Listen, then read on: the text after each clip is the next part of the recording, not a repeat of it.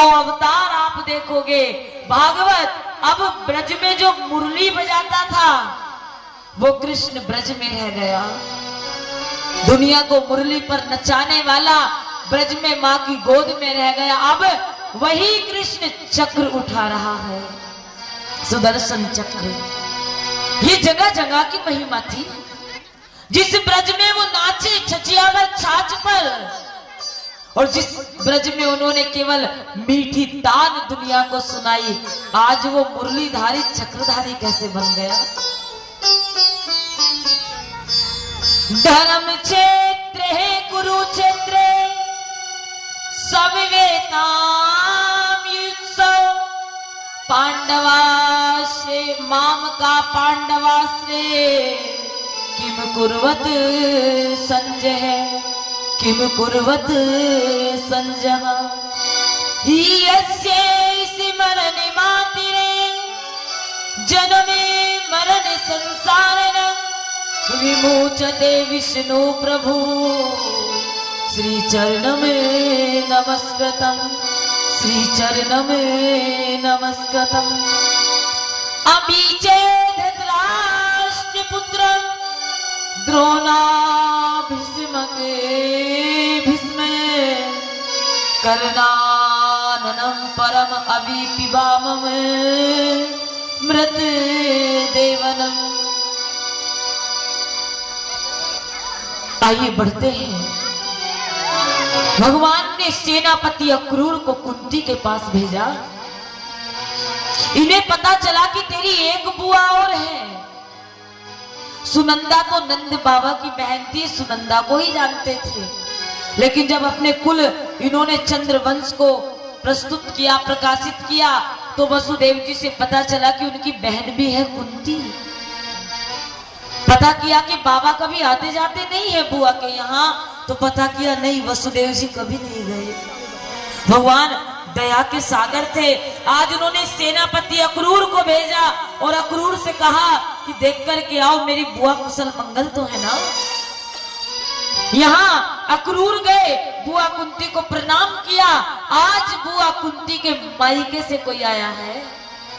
बुआ कुंती ने कहा मेरे भाई वसुदेव को आज मेरी याद कैसे आ गई।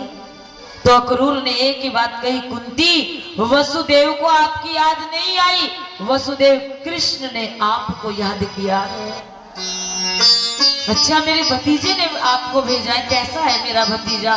बहुत सुंदर है, राजा है द्वारिका के। अच्छा जाकर के कहना कि कुंती षड्यंत्र में अधर्म के मध्य फंसी हुई है। भगवान आए और देखिए राजस्व यज्ञ हुआ। भगवान ने आकर के यज्ञ कराया। उस यज्ञ में सबने अनेकों भूमिकाएं दी। कर्ण और दुर्योधन को दान की भूमिका दी गई, भीम को रसोई की भूमिका दी गई, भ्राता युधिष्ठिर अर्जुन को सत्कार की भूमिका दी गई। सबने कहा आप क्या करोगे? तो भगवान ने कहा हम जो भी ब्राह्मण आएंगे उनकी झूठी पत्तलें उठाने का कार्य हम करेंगे। कृष्ण कौन? जो उस यज्ञ में झूठी पत्तलों को उठाए। उस यज्ञ में प्रसन्न किए गए सबसे बड़ा सत्यवादी कौन है? युधिष्ठिर खड़े हुए और उन्होंने कहा कृष्णम परम सत्य रूपनम। कृष्ण सबसे बड़े सत्यवादी हैं। इस यज्ञ में सबसे बड़े धनुर्धर कौन है? अर्जुन ने कहा कृष्ण सबसे बड़े धनुर्धर है। सबसे बड़े बलशाली कौन है? कृष्ण। भीम ने कहा कृष्ण कृष्ण। वहीं शिशुपाल भी बैठा था, वो खड़ा हो गया और कहने लगा इस यज्ञ में सबसे बड़ा चोर कौन है? भगवान खड़े हो गए। मोहते बड़ा चोर कोई हो सके क्या? ये कृष्ण की बुआ के बेटे थे। इन्हें 3 आंखें थी और वर्णन था कि तीसरी आंख जिसकी भी गोदी में गिर जाएगी वही उसका काल होगा। तो इनकी तीसरी आंख कृष्ण की गोदी में लुप्त हुई। तब इनकी बुआ ने कहा था कृष्ण याद रखना मैं तुझसे भीख मांगती हूँ, शिशुपाल की 100 गालियां माफ कर देना। अगर ये 100 तक रुक जाए क्षमा कर देना, अगर 100 से ऊपर जाए तो इसको मार देना। आज शिशुपाल ने गाली देनी आरंभ की। 1 दी 2 दी अर्जुन खड़े हो गए। हम अपने मित्र का और भाई का अपमान नहीं सहेंगे, मैं शिशुपाल को मार दूंगा। भगवान ने कहा नहीं, जब सुनने वाले को कोई फर्क नहीं पड़ रहा, जिसे गाली मिल रही है, ईश्वर को जो दोनों स्थिति में सम रहे, गाली दे रहा है उसको भी हंस करके पुकार दे, और जो प्रेम कर रहा है उसकी ओर भी मुस्कुरा दे। साधु कौन? जिसे अच्छाई और बुराई से कोई फर्क ना पड़े, वो साधु है, वो भक्त है। 100 गालियां जब शिशुपाल की पूरी हुई, भगवान खड़े हो गए और खड़े होकर के चक्र उठाया और चक्र उठा करके सर अलग और धड़ अलग कर दिया। शिशुपाल का मर्दन भगवान द्वारिकानाथ ने किया। आज मुरली बजाने वाला तापत्र है विनाशाय श्री कृष्णाय वयम नमः, पाप हरने के लिए चक्र लेकर के खड़े हैं।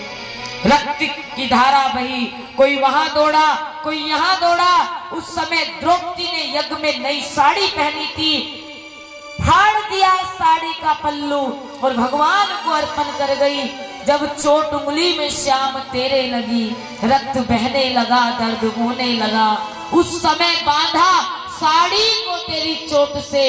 अब वो साड़ी की लाज जाए तो मैं क्या करूं, मैं क्या करूं। जिस समय भगवान को द्रौपदी चीर बांध रही थी,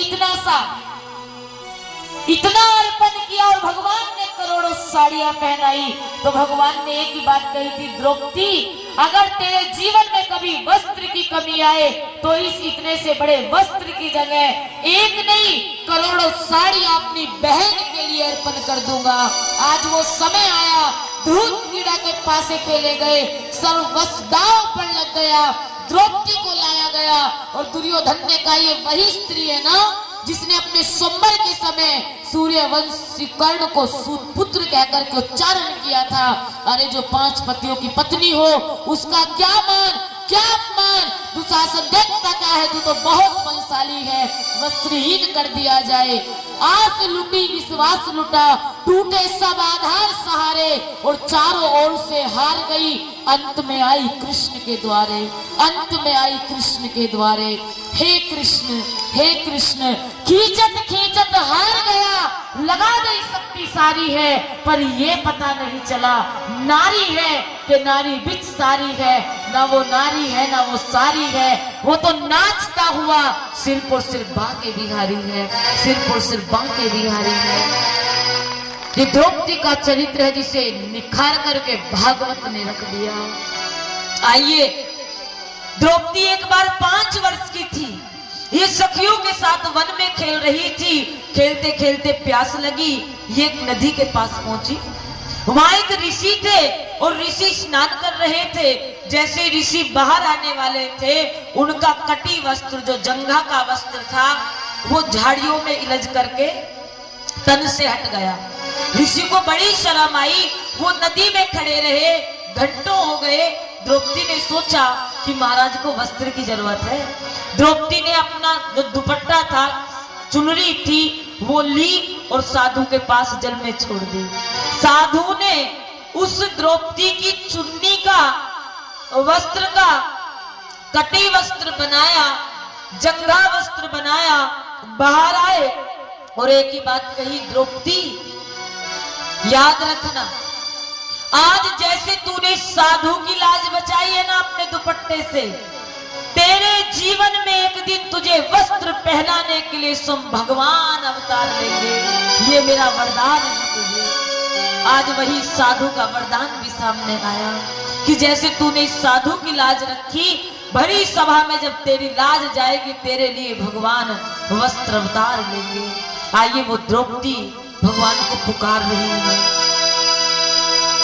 लाज रखो मोरी दृष्टि पुरारी, हे गिरधारी, हे गिरधारी मेरे मदन मुरारी। लाज रखो मोरी दृष्टि पुरारी, लाज रखो मोरी दृष्टि पुरारी। हे गिरधारी, हे गिरधारी मेरे मदन मुरारी। लाज रखो मोरी कृष्ण मुरारी, लाज रखो मोरी कृष्ण मुरारी।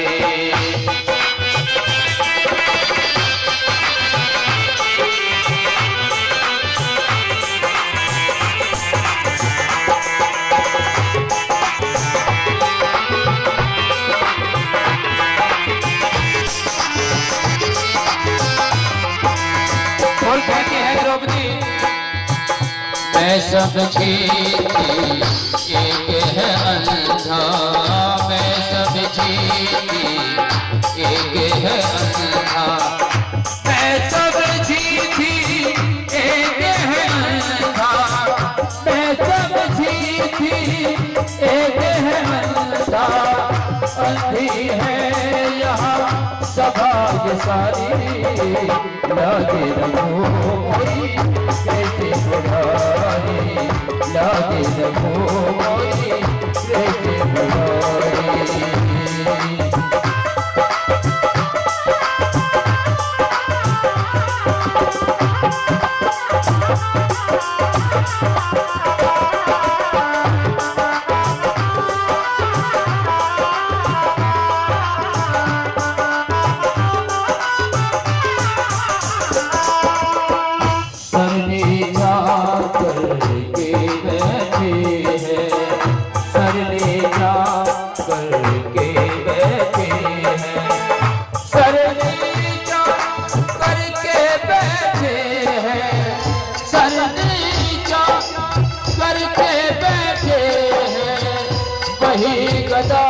वही काटे में धारे, लाजे रखो मोरी कृष्ण मुरारी, लाजे रखो मोरी कृष्ण मुरारी। हे गिरधारी मेरे मदन मुरारी, लाजे रखो मोरी कृष्ण मुरारी, लाजे रखो मोरी कृष्ण मुरारी।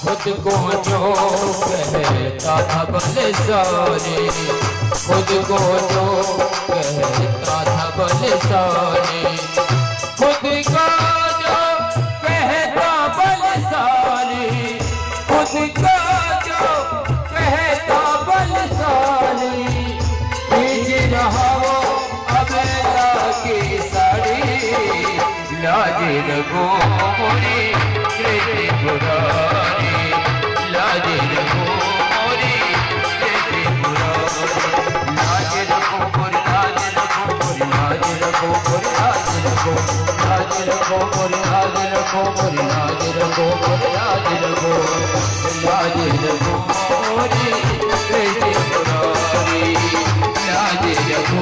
मोरी कृष्ण मुरारी, लाज रखो मोरी कृष्ण मुरारी, लाज रखो मोरी कृष्ण मुरारी।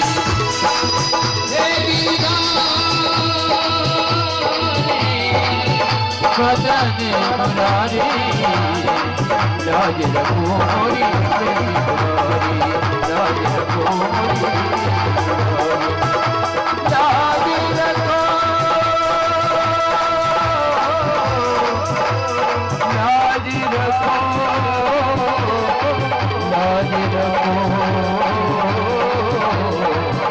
लाज रखो। बोले वृंदावन बिहारी लाल की जय जय श्री राम।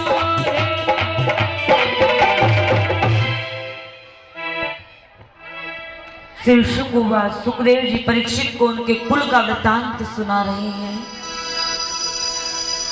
आप गर्भ में थे हे परीक्षित,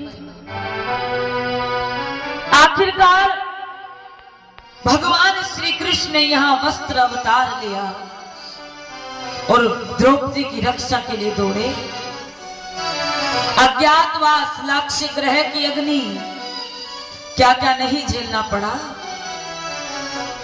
बाद में आकर के युद्ध की घोषणा हुई, और जिस समय युद्ध की घोषणा हुई, भगवान ने सोचा युद्ध ना हो, शांति दूत बनकर के द्वारिकानाथ आए। देवकी नंदनम शांति दूतम महाभारते भारतम गीता में व्याख्याम परम जापे वंदिताम नमस्तुभ्यम। दुर्योधन ने 56 प्रकार के भोग सजवाए। द्रोणाचार्य को भेजा, जाओ बुला करके लाओ। भगवान ने कहा नहीं, हमारी प्रतीक्षा तो कोई और कर रहा है। और भगवान पहुंच गए विदुरानी की कुटिया में। दुर्योधन की मेवे त्यागी, साग विदुर घर खाई, सबसे ऊंची प्रेम सगाई। काकी विदुरानी विचार कर ही रही थी कि अगर भगवान मेरे कुटिया पर आ जाए, मेरी कुटिया पावन हो जाए। इतने में आवाज आई, काकी काकी काकी। द्वार पर खड़े हैं नंगे पांव, भाव विभोर कर दिया। और दुनिया को पालने वाला विदुरानी से कहता है, काकी क्या बनाया है? बड़ी जोरों की भूख लगी है। साग खाकर के मंत्र मुग्ध हो गए। कितना भाव हो, अगर भाव से तुलसी पत्र भी हम भगवान को अर्पण कर रहे हैं तो वो 56 भोग के समान है। और बिना भाव के आप मेवा, खीर, पूरी, पकवान कुछ भी खिला दो, बिना भाव के भोग नहीं है। 5 गांवों की मांग की,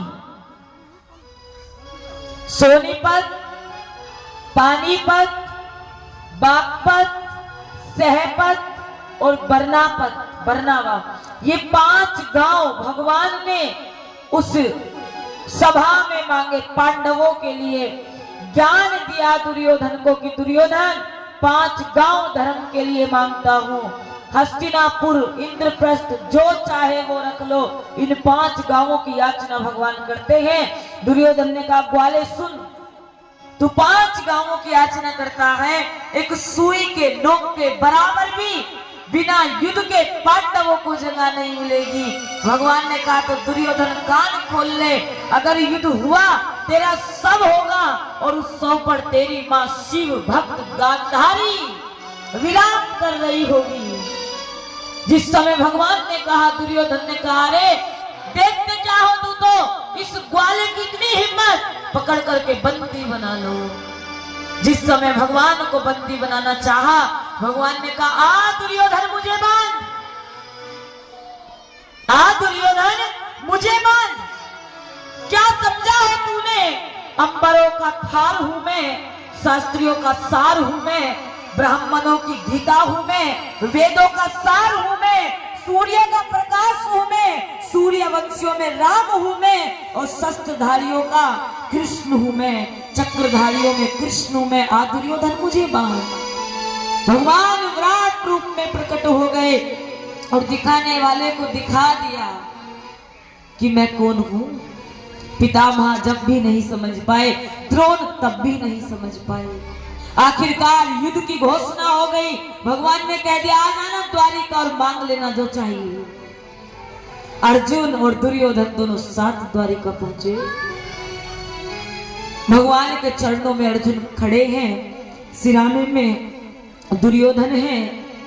पहले मैं मांगूंगा, क्या चाहिए? विकल्प क्या है? 2 विकल्प हैं, एक तरफ नारायणी सेना और दूसरी तरफ निहत्ता मैं। ना अस्त्र उठाऊंगा न शस्त्र उठाऊंगा। वास्तव में महाभारत का नायक कौन था? श्री कृष्ण। सच्चिदानंद रूप आए, वो परम सत्य है। और आज विकल्प रख दिया, निहत्ता बैठा नजर आऊंगा। दुर्योधन ने सोचा इसका मैं अकेले का करूंगा क्या, मेरे पास तो बहुत सारथी है, माखन खाएगा और खा करके रथ को हाँकना ही तो है, इसकी नारायणी अक्षौणी सेना मांग लेता हूँ। 18 अक्षौहिणी सेना उस महाभारत के युद्ध में थी। एक अक्षौहिणी सेना में कई लाख हाथियों के बल, घुड़सवार, पैदल सवार, बहुत विशाल थी एक अक्षौहिणी सेना। ना कोई अस्त्र होगा, ना कोई शस्त्र होगा, केवल सारथी बनूंगा। जहां नाथ रख लोगे वहीं मैं रहूंगा, जिधर ले चलोगे उधर मैं चलूंगा, जिधर ले चलोगे उधर मैं चलूंगा। जहां नाथ रख लोगे, जहां नाथ रख लोगे वहीं मैं चलूंगा, जिधर ले चलोगे उधर मैं चलूंगा, जिधर ले चलोगे उधर मैं चलूंगा।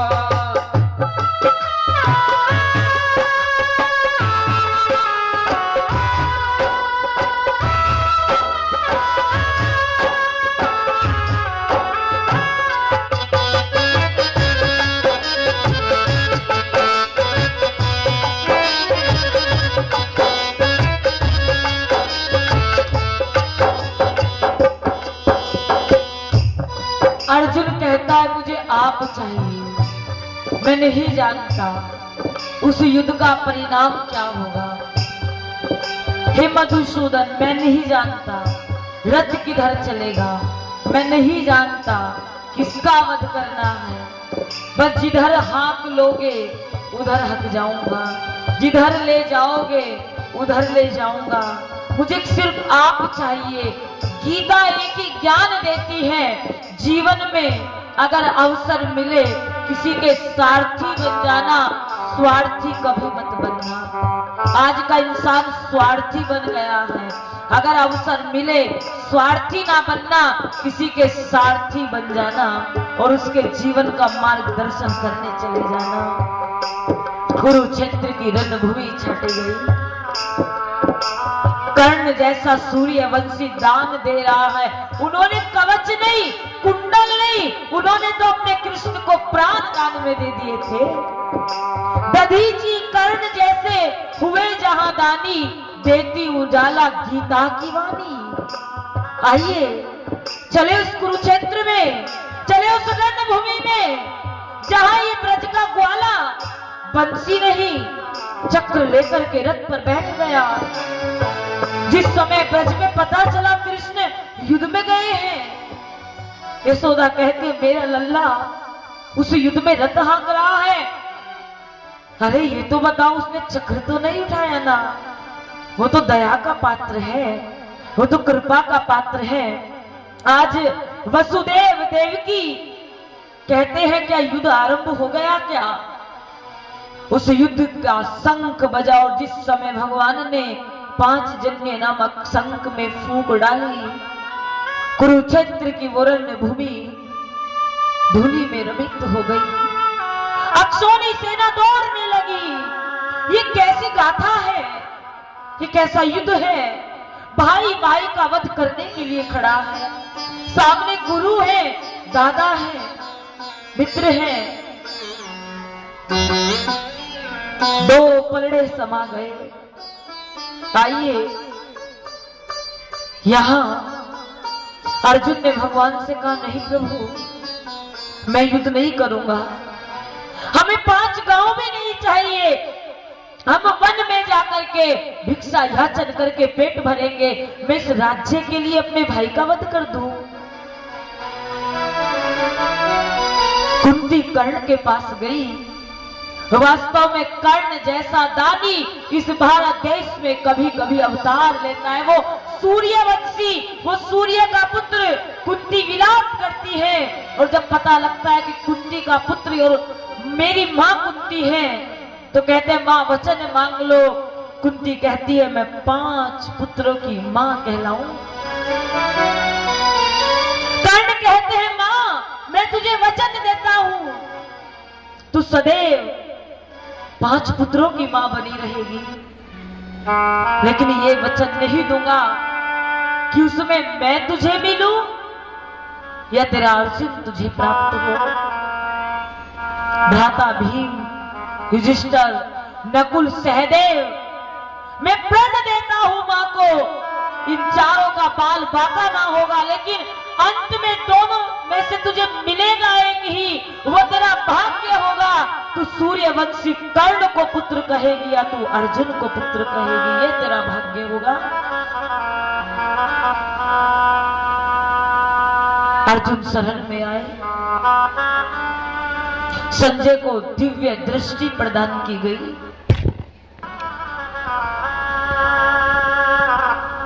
कुरुक्षेत्र रण की भूमि है, धर्म की भूमि है, कर्म की भूमि है।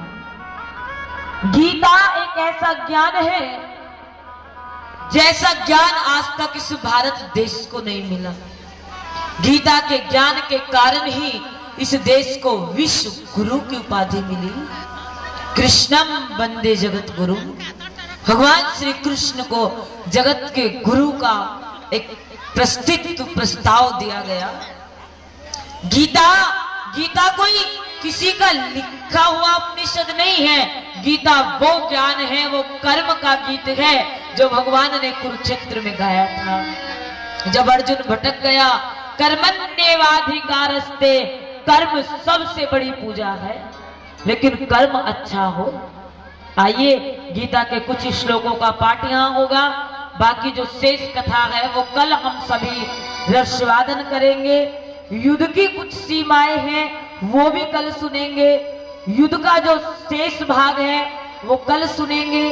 कल भागवत जी का विश्राम